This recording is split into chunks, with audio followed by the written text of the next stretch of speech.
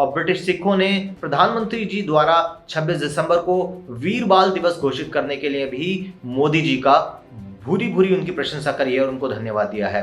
नमस्कार दोस्तों, हॉकफिट न्यूज में आप सभी का स्वागत है। विदेश में बैठकर भारत विरोधी अभियान चलाने वाले खालिस्तानियों को ब्रिटिश सिखों ने अब मुंह तोड़ जवाब देना शुरू कर दिया है। वहां के सरदारों ने खालिस्तानी एजेंडे को पीछे धकेलते हुए अपना समर्थन प्रधानमंत्री नरेंद्र मोदी को दे दिया है। बड़ी खबर है, रविवार को इंग्लैंड के साउथ हेल के पार्क एवेन्यू में स्थित गुरुद्वारा गुरु सभा में एकत्रित होकर सिख समुदाय के लोगों ने पीएम मोदी को आभार दिया और उनकी जमकर प्रशंसा करी है। कुछ मीडिया रिपोर्ट्स के अनुसार सिख समुदाय के नेताओं ने साउथ हॉल के पार्क एवेन्यू में स्थित गुरुद्वारा गुरु सभा में इकट्ठा होकर एक प्रस्ताव पारित किया।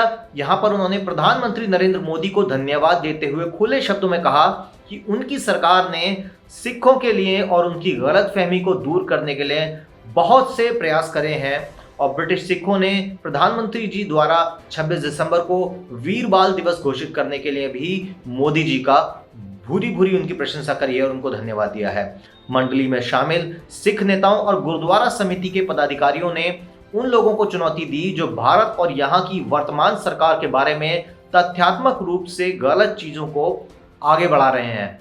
अब सिखों का भारत के साथ जुड़ने वाली ये जो खबर है, ये अपने आप में एक काफी खुशनुमा खबर है। बता दें कि यूके में सिख समुदाय द्वारा पारित किए गए इस प्रस्ताव को एक साहसिक कदम के तौर पर देखा जा सकता है।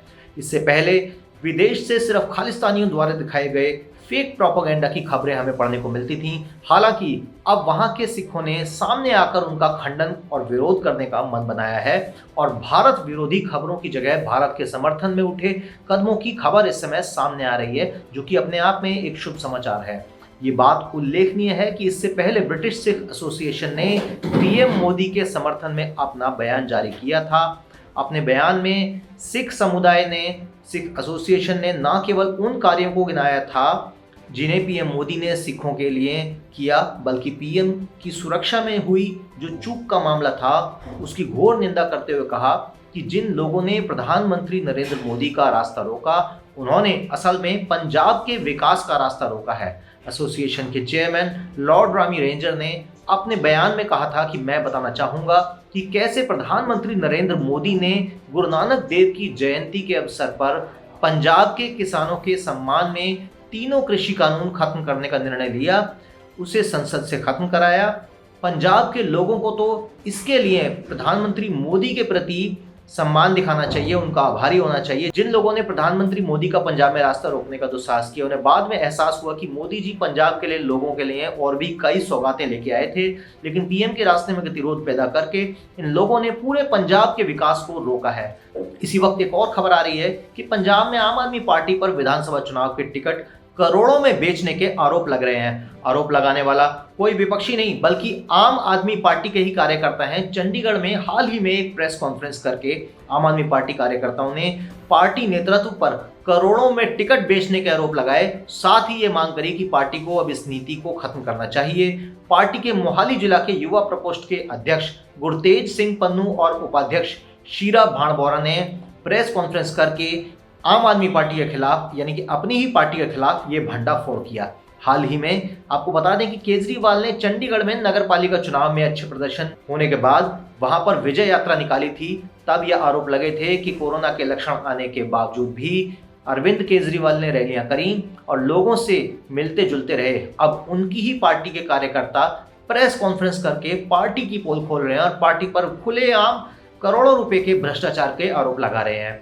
ऐसे में केजरीवाल की जो बची कुची छवि थी पंजाब में, वो भी अब डूबने जा रही है। अब करोड़ों लेकर टिकट के बेचने के जो आरोप लगाए जा रहे हैं काफी संगीन है। तो क्या यही है अरविंद केजरीवाल की जो बदलाव की बात करते हैं, बदलाव वाली राजनीति? अब आपको बता दें कि चंडीगढ़ में आप से कम सीटें होने के बावजूद भी भाजपा अपना मेयर बनाने में कामयाब रही, जिसके लिए भी आम आदमी पार्टी कार्यकर्ता पार्टी के अंदरूनी कलह को दोषी ठहरा रहे हैं। एसएडी यानी कि श्रोमणी अकाली दल ने भी आप पर टिकट बेचने के आरोप लगाए हैं। पार्टी के प्रवक्ता दिलजीत सिंह चीमा ने कहा कि चुनाव आयोग को इस मामलों का संज्ञान लेकर मामला दर्ज करने का आदेश देना चाहिए। आम आदमी पार्टी ने अपने पैम्पलेट्स में अन्य दलों से पैसे लेकर उसे वोट देने की सलाह लोगों को दी है। तो आप समझ सकते हैं कि बतौर एक राजनीतिक पार्टी होकर अगर आप लोगों को पैसे लेने के लिए बोल रहे हैं तो कितने शर्म की बात है। चीमा ने ये बात भी कही कि ये स्पष्ट है कि पार्टी के टिकट्स बेचकर अरविंद केजरीवाल खुद को अमीर बना रहे हैं। आम आदमी पार्टी यही मॉडल हर जगह फॉलो कर रही है, इसलिए जहां जहां आम आदमी पार्टी चुनाव लड़ रही है वहां वहां टिकट्स बेचे जा रहे हैं। अब विपक्षी नेताओं के खिलाफ झूठे आरोप लगाने के लिए तकनीक का भी इस्तेमाल किया जा रहा है। ये करोड़ों रुपए का घोटाला है जिसकी पोल खुलनी ही चाहिए और उच्च स्तरीय जांच के बाद ये पोल बिल्कुल सही रूप में सामने खुल सकती है। अब उनका ये कहना है कि वो चुनाव में अमीरों पर दांव लगा रहे हैं, उनका दिल्ली मॉडल पूर्ण रूपेण फ्लॉप है, इसलिए पंजाब की जनता को दिखाने के लिए उनके पास कुछ भी नहीं है। वैसे में अरविंद केजरीवाल के जो सपने हैं दूसरे राज्यों में फैलने के, गोवा से लेकर पंजाब तक फैलने की कोशिश कर रहे हैं, उत्तराखंड तक भी। आपको बता दें कि हाल ही में एक प्रेस क्लब में राघव चड्ढा की प्रेस कॉन्फ्रेंस के दौरान कांग्रेस के पूर्व पार्षद दिनेश ढल को आम आदमी पार्टी में शामिल करवाया जाना था, लेकिन टिकट बंटवारे को लेकर विवाद हो गया था। इस दौरान पंजाब के सह प्रभारी के खिलाफ राघव चड्ढा चोर है के नारे लगाए गए। बात यहीं तक रहती तो गनीमत होती, लेकिन मामला इतना ज्यादा बढ़ गया कि लोगों के बीच जमकर मारपीट तक हो गई और टिकट बंटवारे को लेकर करीब 45 से 50 मिनट हुए तो एक भीषण बवाल के बाद राघव चड्ढा को पिछले दरवाजे से बाहर भागना पड़ा। तो आप समझ सकते हैं कि परिस्थितियां किस प्रकार की हो गई थी और पंजाब में आम आदमी पार्टी में किस प्रकार की अराजकता है। बहरहाल सुप्रीम कोर्ट ने पंजाब के बठिंडा में प्रधानमंत्री नरेंद्र मोदी की सुरक्षा चूक की जांच के लिए जस्टिस इंदु मल्होत्रा जो कि रिटायर्ड हैं उनके नेतृत्व में एक समिति का गठन किया था। अब खालिस्तानी संगठन सिख फॉर जस्टिस यानी कि एसएफजे गुरपतवंत सिंह पन्नू का, जो कि आपको पता है खुलेआम एक भगोड़ा खालिस्तानी है, उन्होंने भी फोन कॉल करके जस्टिस को धमकी दे दी है। कट्टरवादी संगठन ने कहा है कि वो जस्टिस इंदु मल्होत्रा को इस मामले की जांच नहीं करने देगा और प्रदर्शनकारियों के कारण बठिंडा के हुसैनीवाला फ्लाईओवर पर 20 मिनट तक जब पीएम मोदी का काफिला रुका रहा था, जिसके बाद से उन्हें वापस दिल्ली लौटना पड़ा था और फिरोजपुर की रैली उनकी रद्द हो गई थी।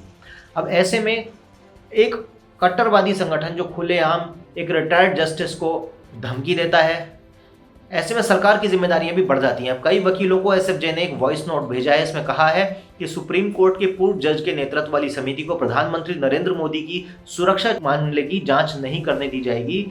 और इस एसएफजे संगठन ने यह भी कहा है कि प्रधानमंत्री और सिखों में से किसी एक को ही चुनना होगा। साथ ही उसने ये भी बताया कि वो सुप्रीम कोर्ट के वकीलों की एक सूची भी तैयार कर रहा है। ये संगठन, ये पहली बार नहीं है जब वकीलों को इस तरीके की धमकी मिली हो, वो भी किसी खालिस्तानी संगठन के द्वारा। तो आप समझ सकते हैं पंजाब में किस तरीके से इस समय खालिस्तानी चरमपंथ जो है सिर चढ़ के बोल रहा है और कनाडा से लेकर जर्मनी तक इन देशों से इसकी फंडिंग भी आती है। हाल ही में सुप्रीम कोर्ट बार एसोसिएशन ने भी जस्टिस इंदु मल्होत्रा को पत्र लिखकर वकीलों को धमकी दिए जाने वाले मामले की जांच के लिए निवेदन किया था। इस पत्र में ये बताया गया था कि कई बार वकीलों को धमकी मिली है एसएफजे की तरफ से। आपको दोबारा बता दें, एसएफजे यानी कि सिख फॉर जस्टिस एक कट्टरवादी संगठन है जिसे गुरपतवंत सिंह पन्नू नाम का एक भगोड़ा खालिस्तानी चलाता है। और इस बार 26 जनवरी 2022 को भी लाल किला पर राष्ट्रीय ध्वज नहीं फहराने दिया जाए की इन्होंने अपील करी है। कई करोड़ रुपए का इनाम भी रखा है। साथ ही वीडियो जारी करके सिखों को भड़काने का भी प्रयास किया गया था। आपको बता दें कि सुप्रीम कोर्ट के एक वकील को तो तकरीबन 5 बार धमकी तक दी गई है। महाराष्ट्र के पूर्व स्टैंडिंग काउंसिल निशांत कतनेश्वरकर ने बताया था कि मुझे इंग्लैंड के नंबर से फोन कॉल्स आ रहे हैं। सिख फॉर जस्टिस का गुरपतवंत सिंह पन्नू मुझे धमकी दे रहा है। एसएफजे संगठन ये कह रहा है कि वो वकीलों की पहचान कर लेगा और शिकायत दायर करके वकीलों ने खुद को खतरे में डाल दिया है।